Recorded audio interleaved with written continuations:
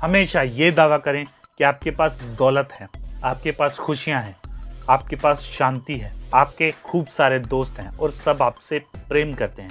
और ये संकेत आपका अवचेतन मन ग्रहण कर लेगा और वो आपको एक ऐसी पर्सनैलिटी देगा कि जिसको देखकर सब हैरान रह जाएंगे। सबके साथ प्यार से पेश आएं, चाहे वो अमीर है, गरीब है, गोरा है या काला, क्योंकि इस दुनिया में आप जो किसी को देते हैं वही आपको एक या दूसरे तरीके से वापस मिलता है, वो भी कंपाउंड इंटरेस्ट के साथ। और वहीं पर दूसरी तरफ कुछ लोग गरीबी को इस तरह से अपने साथ होल्ड करके रखते हैं जैसे कि कोई डिग्री हो या जैसे कि कोई बहुत बढ़िया चीज़ हो।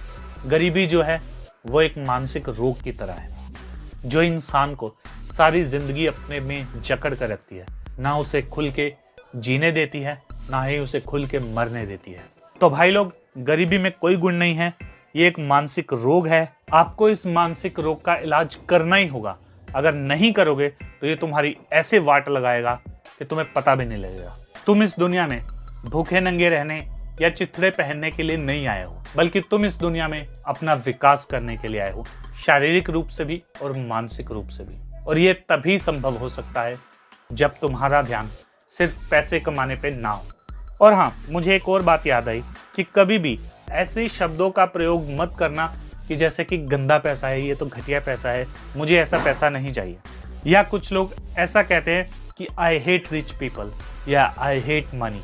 ऐसे शब्दों का प्रयोग कभी मत करना, क्योंकि पैसा अच्छा या बुरा नहीं होता, बल्कि इंसान का काम करने का तरीका बुरा हो सकता है, इंसान बुरा हो सकता है, पैसा कभी बुरा नहीं होता। इस बात को याद रखो। ये वैसा ही है कि जैसे कि एक आग से आप किसी की चिता भी जला सकते हो और उससे अपने घर का दीपक भी। सेम उसी तरह से पैसे का भी है। आप किसी की सुपारी भी दे सकते हो और किसी मरते हुए को आप जीवन भी दे सकते हो इसी पैसे के साथ।